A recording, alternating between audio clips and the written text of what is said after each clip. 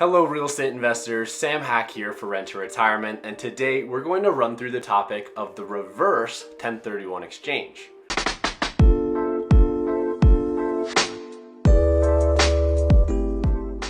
Reverse 1031 exchange, you say? Yes. If you don't already know what a traditional 1031 exchange is, you can go use the link in the description to watch our original video about the 1031 and how it works. Essentially, in a normal 1031 exchange, you are selling an investment property, putting the proceeds into an escrow account, and then purchasing a new investment property with those proceeds to defer paying capital gains taxes. This is a very effective strategy to transition your portfolio into higher return producing properties or to be able to move into other markets that have more upside. However, sometimes the 1031 exchange doesn't go as smoothly as you want it to. Essentially, what can happen is you can put your existing property up for sale, receive an offer, and then quickly realize that you aren't going to be able to find a new property that produces the same amount of return that your current property can, or the property that you wanted to exchange into has already been purchased by someone else. In this case, what do? Do you try to get out of the purchase agreement that you have with the buyer of your existing property, throw up your hands and just pay the taxes? It's definitely not a good situation to be in. In comes the reverse 1031 exchange. In reverse 1031 exchange, the basics are this: buy first and sell second. You're going to need to hire a 1031 exchange company that does reverse 1031 exchanges. These companies are also called intermediaries during this process. The intermediary is going to create an LLC, and the LLC is going to purchase the property you want using money from you or a lender. Then you sell your original property. The intermediary will then assign a 100% membership interest in the LLC back to you, the investor, to complete the exchange instead of changing who is on the deed of the new property. This works well because if loans and title policies are in play, they will not be called or canceled because ownership is not changing. At the end of the transaction, the investor owns the property in their new LLC and has fully benefited from capital gains deferment, which is totally allowable by the IRS in Revenue Procedure 2000-37.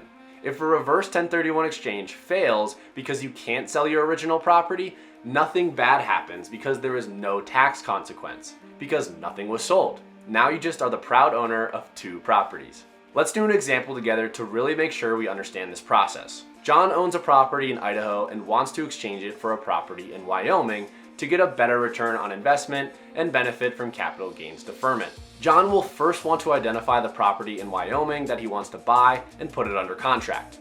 John must make sure the contract is assignable. You may have heard about assignable contracts because that's what real estate wholesalers use to make their money. They get a property under contract and then assign it to a new buyer for a fee. This contract needs to be assignable because before closing, the contract will need to be assigned from John to our LLC. The manager and sole member of the LLC is John's intermediary. The intermediary will hold title for John until he sells his Idaho property. John then signs a reverse exchange agreement with his intermediary saying that the intermediary will hold the Wyoming property until John sells his Idaho property. Once closed in the name of the LLC, the clock on the exchange starts running and is the same timeline as a normal 1031 exchange. John will have 45 days to identify what he will sell his Idaho property and 135 days after that to sell it, giving us 180 days total to complete the reverse exchange process and still receive the tax benefits. Once John's Idaho property sells and the exchange is complete, his intermediary will transfer over a 100% ownership stake in the LLC, and John has officially completed a reverse 1031 exchange.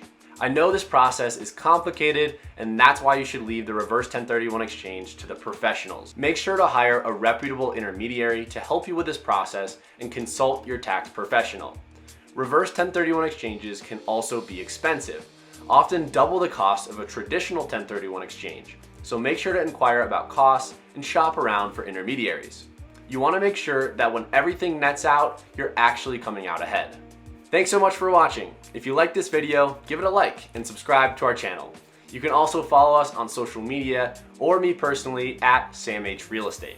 Lastly, if you want to start investing now, buy more real estate, or even do a reverse 1031 exchange, give us a call using the link in the description and we'd be happy to help or point you in the right direction. Thanks again for watching, and I'll see you all next week. Thanks for watching the Rent to Retirement YouTube channel.